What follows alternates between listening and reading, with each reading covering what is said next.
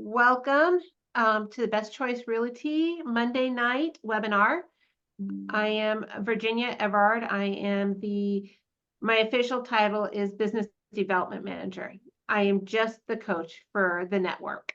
But I do have a passion for what I do, and we have a very amazing webinar for y'all tonight. I know you probably all wanted to hear about forms, but guess what, folks? If you don't know how to prospect and you don't know how to get business, all the forms in the Doesn't world are matter. not good. Yeah, they don't matter. I mean, it just really, they don't matter. So we're going to talk about prospecting, marketing, and farming. Yay, yes. I knew you wanted to hear all about this. Just so you know about me, when I talk about these things, I'm not talking from a book. I'm talking from experience. I only lived in Oregon for 2 years when I got my real estate license. In my first year, I did 48 pieces of business. And I did not do that through marketing. I did not do that from just sitting there hoping somebody was going to come and give me business. I worked my tail end off and I prospected. And when I moved here in 2020 during full lockdown and COVID in October, I dialed for dollars. I made 2,000 dials in November and only spoke to 759 people, 49 people, sorry. But I rinsed and repeated until I started getting my business going. This is not a spectator sport. This is a do-it sport. This is putting your full pads on, getting out on the play field and make the plays. So that's what we're going to talk about today. So hopefully we can get through this. This is just a touch of an iceberg of what we can and cannot do. So Tara, roll. So what I hear when I talk to agents for the first time, and what I want to let you know when I hear this, I love watching Selling Sunset. I bet if we raised a hand and took a poll of all the agents in Best Choice Realty, we'd find out that more than 50% of y'all watch our reality TV shows. And what I want you to know, and this is facts, I went and did some research today, people, is that reality TV brokers from Selling Sunset, Mary Fitzgerald in the last 5 years only sold 25 homes. Christelle Staus, 11 sales in the last 5 years. And there was another young lady who is Emma Herna. She's one of the other who will be on this season as well, has only sold 6 homes in the last 5 years. That's barely a home per year, guys. Reality for brokers and agents, licensed less than 2 years, you make less than $10,000 a year. The median gross income per NAR statistics is $55,800 per year. That is average. We at Best Choice are not average. I don't expect average out of us. I know you don't want average. So we're going to talk about how we can get some business and how we can start using these brand new forms that we're all crying about. How we can become better than average. We can prospect, we can market, and we can remind our sphere of influence who we are and what we do. Tara and I were talking, which comes first, prospecting or marketing. My first year in real estate, I didn't do any marketing. I just did business. Will that work for everybody? Can everybody do 48 pieces of business in their first 12 months? Probably. Does everybody want to? Probably not. You might get sued. I almost got sued 3 times. So Go crazy. So my point is, though, is that if we don't prospect, all the marketing in the world we do, we're building a Lego structure or we're building a building without any foundation. So in my opinion, prospecting comes before marketing. In our SOI, we can prospect and market too. So they're free. They already know and like us and trust us. So it's an amazing thing we have. So what's next? So to sphere or not to sphere. So particularly, as I've said, I didn't have a sphere either in Oregon nor in Washington. In fact, when I moved to Washington during COVID, I actually had to GPS to the Keller Williams office every day because I had no clue where I was going. But what you do when you sphere, there's a really cool way to do it. And and when you're talking to people that aren't even in your sphere, these are the questions you want to have answered. And it's four: family, occupation, recreation, and dreams. And then when we're getting into conversation, opening, meet face to face if you can. If not, always be purposeful in the conversations you're having. Ask questions. I was doing an open house with another agent, and she said, wow, you make that seem so easy. And you got the person to do all the talking. I asked about them. People love talking about themselves. And just by asking a few questions: how long have you lived in the neighborhood? What do you love about the neighborhood? What do you love about living in this area? I found out she's getting ready to sell in 2 years, that she is excited to move into Mural Gardens, and that she's going to sell her house just by a quick conversation of asking, finding out about her family, her occupation, her recreation, and her dreams. And that literally took 5 minutes. I didn't do any talking, to be honest with you. I just asked a few key questions. Facts: create a mutual agreeable fact to, or easy to answer question. Tell me more about yourself. And questions: insert lots of questions. Do not be afraid to ask questions. So when you're talking to your sphere, or you're trying to create your sphere, ask them who they are, what they love, what their passions are.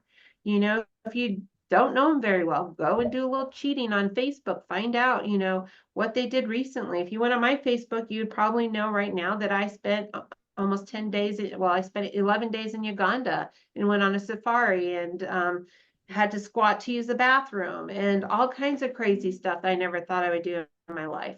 But if you were trying to prospect to me, you would be able to know that, and you'd be able to come up with relatable questions to connect. People want connection. So that's my bit on that. And make sure their questions are open-ended. Yes, absolutely. And if you need help, everybody should know what my favorite book is. Exactly What to Say, Real Estate Edition. I should get, money for this, but I don't. But it does help you. So anyways, what do we got next? So marketing versus prospecting. I had another agent, bless her heart, was talking to me, and I said, how's it going? Your new agent, talk to me a little bit, tell me a little bit about that. She goes, well, I sent out my mailer and I'm just waiting. Well, I can literally hear the crickets chirping in the background. Because folks, that is not going to get your business. Marketing, you need a large budget, can cost thousands to get started. It costs money to pivot. What if you don't market to the right people? What if all of a sudden you've spent all this money on a radio ad, or I don't know if people do radio anymore, or you did all this money for a YouTube ad and you missed the mark. It takes time to get a return on your investment, and it goes out in masses. However, it takes time for it to reach your right customer. So you could send out 2,000 postcards and maybe only one person it connects to. Now Exactly What to Say, Real Estate Edition. Yes, by Phil Jones. It is probably the most powerful book for real estate. And I've read them all, guys. I have tried every program. It's just like my weight loss journey. I've tried everything, and what it really comes down to is the basics. You actually have to do the work. Really bummed me out when I figured that one out. So think long term. Marketing is long term. Prospecting is cost effective. There's very small to no money out of pocket. Faster ROI, targeted audience. So for example, you're in an open house, the person coming through the open house, 80% of the time is in the open house for a reason. They just don't arbitrarily walk into an open house. They're there for a reason. Maybe they're trying to get an idea of what their house could sell for. But they almost always already have their hand up. You can pivot quickly if something isn't working. However, I recommend that you don't pivot. It takes time, folks. Even in marketing and prospecting, it doesn't happen overnight. It can, but it doesn't typically. And you have an ability to have an immediate payoff with prospecting. You're doing an open house, you meet a buyer, you can be in contract in 2 days, maybe that same day. So you had 30 days versus maybe 6, 7 months. also has a long-term aspect because the moment you've closed a deal with them, they go into your sphere of influence and then you can market to them on a long-term process. So this is, I'm not saying marketing is bad. In fact, marketing is useful, but marketing cannot be your own one and only. This is not a one and only thing. It just doesn't happen that way. I mean, it can. You could go broke. You could not be in real estate. Remember, most real estate agents under 2 years make less than 10,000 a year.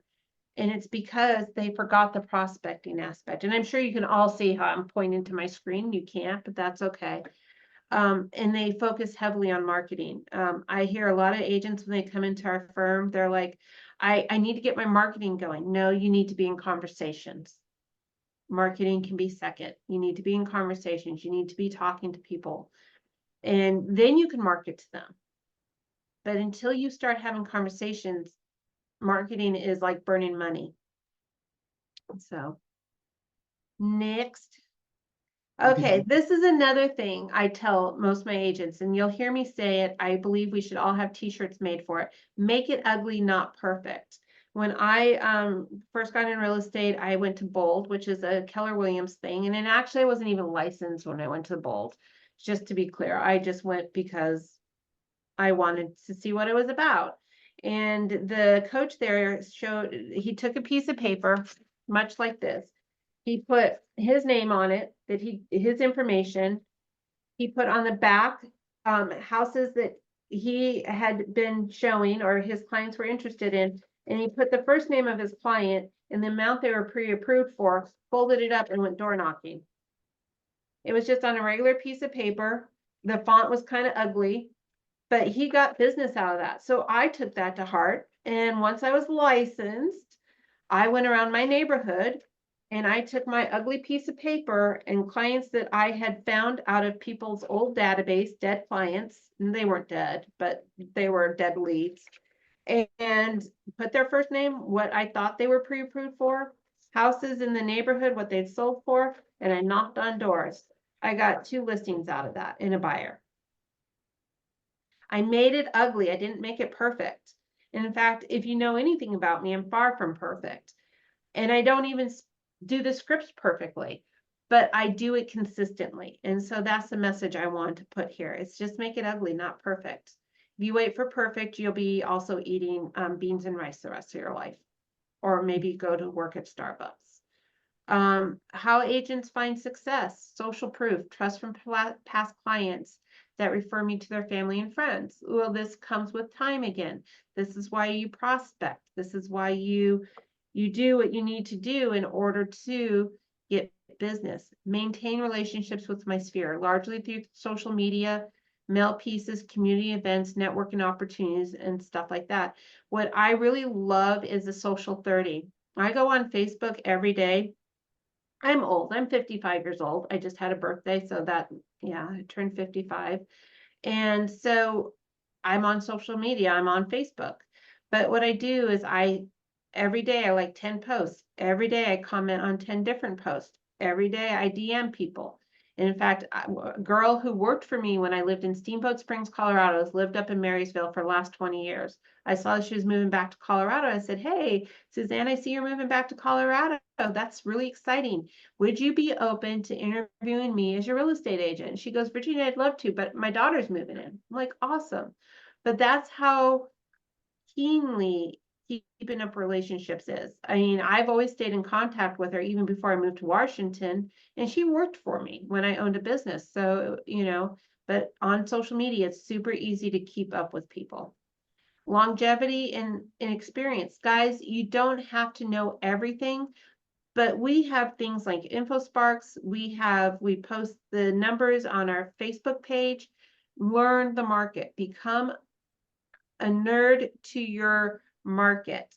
Learn those numbers. They're not hard, they're not difficult, but just take some time. Look at the market every morning. See what's going on in your area. I can tell you the average price in all of MLS right now is $618,000. I did that to show you that if we lived by the standards of selling Sunset of 2 deals a year on average, that you would be making 30,000 a year in our market. That's why those shows don't work. Prices are going down, but they are actually they're on a little bit of a bump. But that's, you know, that's why we always check our stuff. We have it here for us. And then caring more about helping your clients find the right home and not the paycheck. I have walked out of deals and I've had clients walk away from deals when I had no other money coming in. But what it did for me, it gave me the ability to gain trust. Do I know what every compensation check is going to be? Yes, I do. Do I make it that priority of why I'm helping clients? No. Client comes first. It's a win-win situation. Fine-tuning communication. Again, this is why I love this book, exactly what to say. It helps me speak to people. It helps me ask questions. Consistency and follow through. Deliver on promises. If you're going to call somebody back, say, as promised, I am calling you back, or text them or email them. And the one thing that I think that has been, we love to text and we're a society of texting, but I will tell you that nothing, when you've met and had permission from a client, nothing is better than actually calling them. And that's just so they know that you care. You don't have to call all the time, but just calling sometimes. When I went on vacation, I called my people and I said, hey, I'm going to be gone. I want to let you know personally. And it made them feel better. Leveraging help when you need it. TCs, lenders, we have Sean, you might have your own lender. I have a TC, I have my title people. Those are all important things to have as you're building business. And when you're a new agent, have these in your pocket, bring them with you. Don't think you're on your own. We're here for you. Create your team. We all need a team to hold us up. So make sure you do that.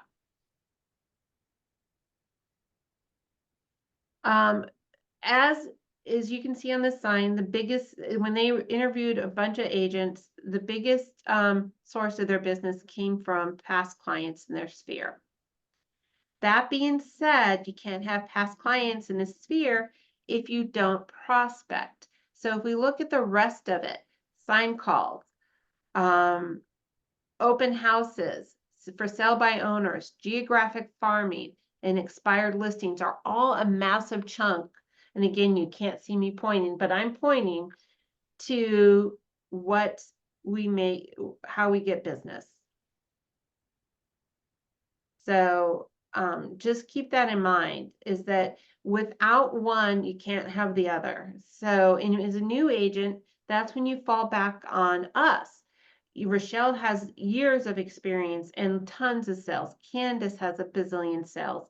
I do a fair business.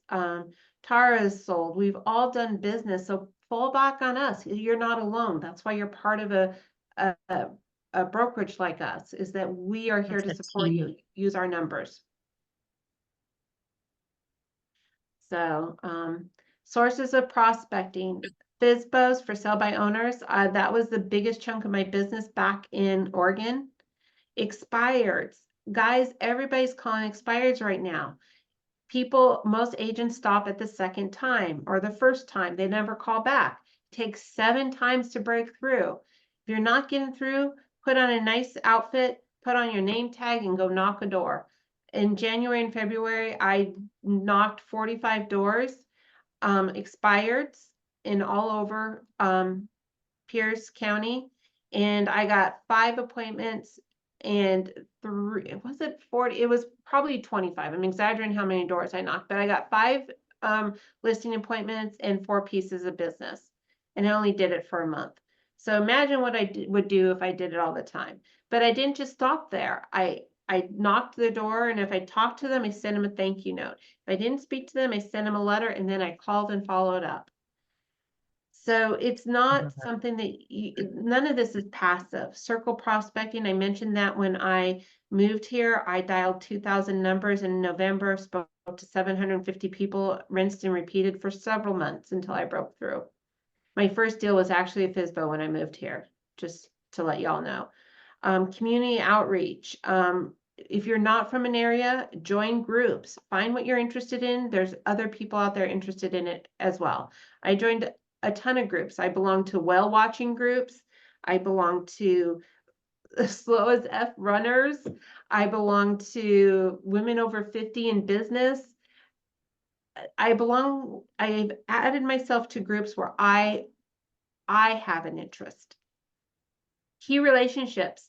For me, here it's been the people I've met. One of my best friends I have breakfast or walk with every week was a cold call. I called her, asked her if she wanted a CMA on our house. She'd bought it 2 years ago. Her real estate agent never had followed up with her after they sold the house. I went to her house. I did that. They didn't sell. They will sell eventually, but now her and I are really good friends. Teaching seminars, fitness classes. I'm a huge fan of Orange Theory, which is a hit high intensity interval training class. And I promise you, there's a ton of real estate agents that go to that thing.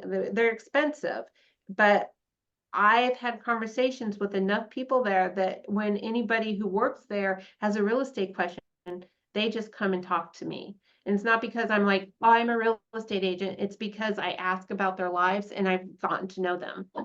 Booths and kiosk agent who's a new agent did a booth this weekend in her community, got 9 prospects. I was super excited for her. Wow.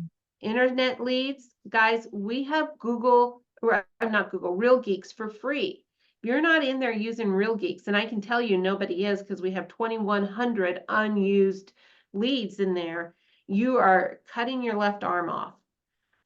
Internet leads take a long time to break through. They're not a one and done. There are 7 times to break through, just like anything, but they're there, and we give them to you for free, except hot leads.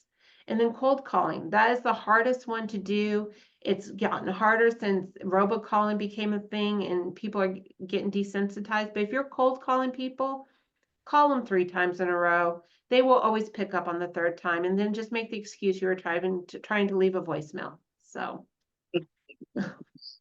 Don't forget open houses. You missed out. open houses, yes, I can't believe I walked all over that. It's probably because I don't know why. I did 210 open houses last year.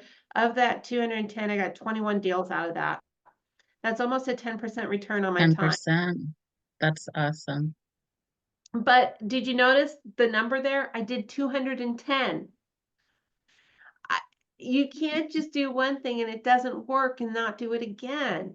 I hated open houses. I went to start doing open houses kicking, screaming, and just was completely unattached to them. But they made a difference in my business. It's just not something you can just show up and do one time. And we have an amazing class that Candace and I teach on this, and we do have downloads in our BCR downloads, and the ice cream man is in town. I can hear them. So importance, guys. All this costs nothing. None of this costs money unless you're making flyers or you're sending out letters.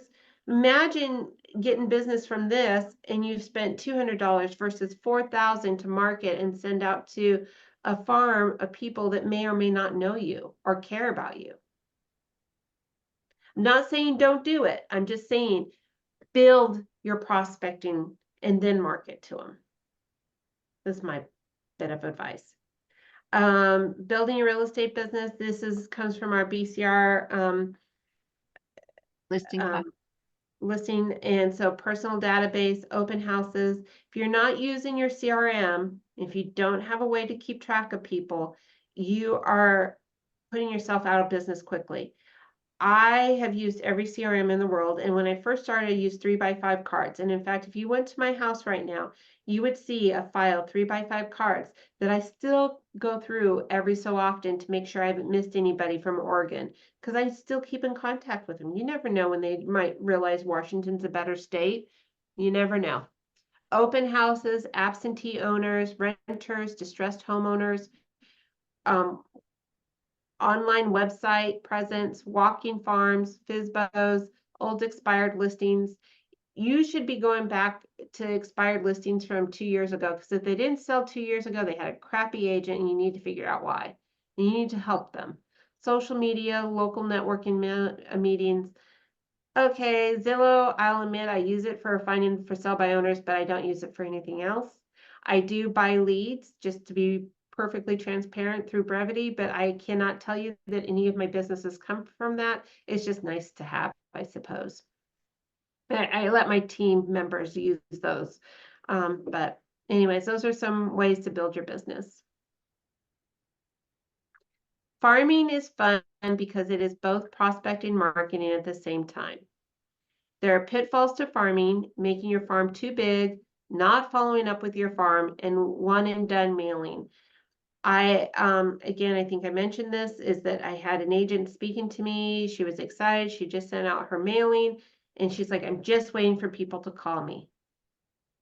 Hmm. That isn't going to work. It just, I don't care who you are. I don't care what kind of magic message you have on that. It just isn't going to work. If you are going to do a farm, my recommendation is make it small. Make it something that you can consistently mail to on a regular basis. Buy the phone numbers, call them. And if you can't call them, go knock on their door and introduce yourself. I know that's scary for some people, but these are people you want to know, you want them to know, like, and trust you. And the only way you're going to do that is by building a relationship with them. Make sure that if you are my favorite farming things to do is I farm my neighborhood, and I just monthly drop by something of value to them, and it doesn't cost me money. Fall's coming up, I'll drop off getting your home ready for the fall. At Christmas, I couldn't do all of I had 25 in my local, what I call my micro farm, and I made cookies for them. So make it duplicatable and make it something you can do on a regular basis. If you're doing mailers, and like I do them, but I mail them out to people that I've sent a letter to, I have called, and then I continue following up with them and touching base with them. So those would be absentee owners I've sent letters out to and called. That would be people that are in my neighborhood farm. They get a magazine from me. If I do sell something in a neighborhood that I want to be a part of, I'll send out postcards, just sold. But again, they're used to seeing me because I'm knocking on their door already. And so marketing is really important aspect to your business. It just shouldn't be your number one go-to.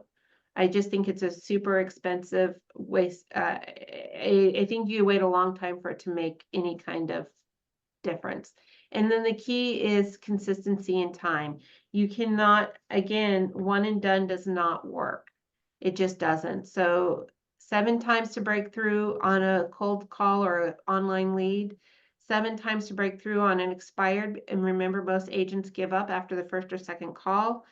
And so, and here we go, right here, under 30 days, only 8%. Months, 2 to 3, 27%. It's the longer you work towards, because most people quit. So the longer you stay on it, the better chance and the less competition you have, because most realtors quit. I know we're not quitters, and I know that we are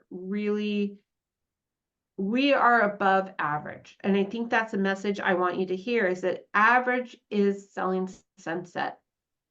And I proved it to you. They're average. They're below average. We are not average. This is how you're not average.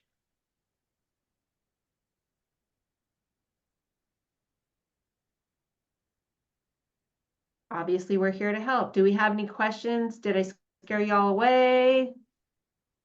No, this was great, Virginia. I love, this is stuff that I enjoy. And I feel even challenged to do something that I haven't done in a while from the list. I think one key point to just make with everything, all the different prospecting activities, it's important that you engage and follow up.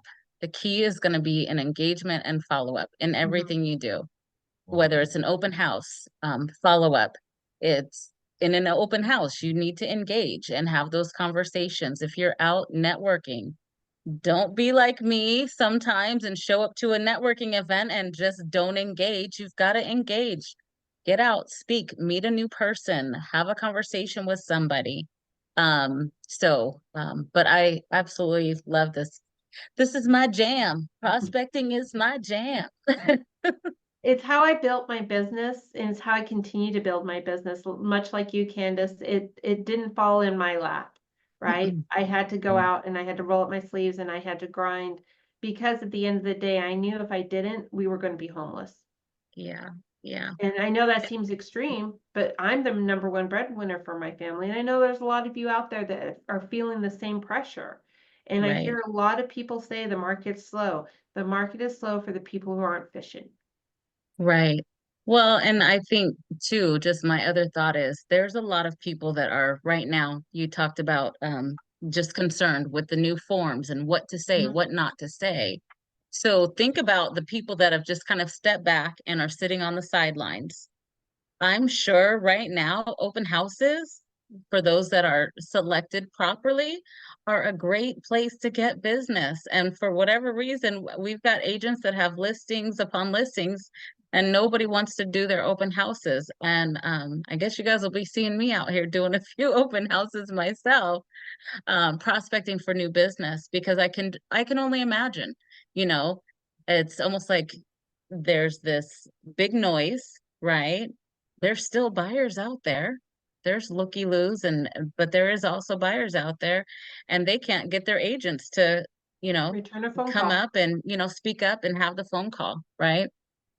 So I Be the challenge solution. everybody on this call today to do something a little bit different that you haven't done in a while. But and engage as well as follow up. Engage and follow up, whatever it is you choose to do. Any other questions? Tara, do we have anything else? How do Or I get this slideshow if I'd like to review it later? Tara? I can certainly, anybody who wants it can email me and I can get the slideshow out. In the meantime, we'll get the video recording out by next Monday if you want to review it again. And Yep. all your coaches, including Shannon and Rochelle, Candace and Virginia, are all available to help. We are here. This is what we're here for. You have an amazing leader in Rochelle who has made sure that Candace and I are here just for you guys. Nobody else does Exactly. that. Nobody else does that. I was with Keller Williams for 7 years almost. Nobody does this. So use it. And we want you to be successful. And I purposely picked Virginia because she brings a lot to the table as far as how she coaches some of our new agents. I thought this was perfect time.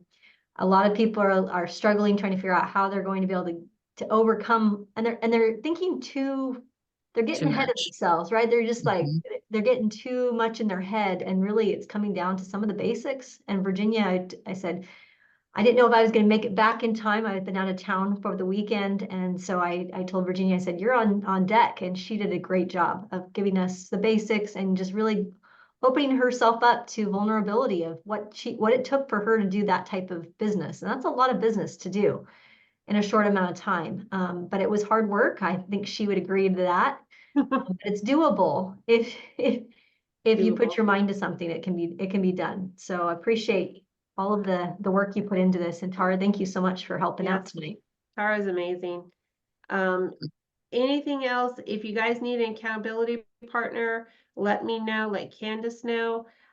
We always are looking for people to hold us accountable. I know that I'm looking at my 6 deals and going, what do I have in my pipeline and what can I do to make it deeper? Right. I think that's a wrap, guys. Well, thank you. Thank you, Thank you everybody. all.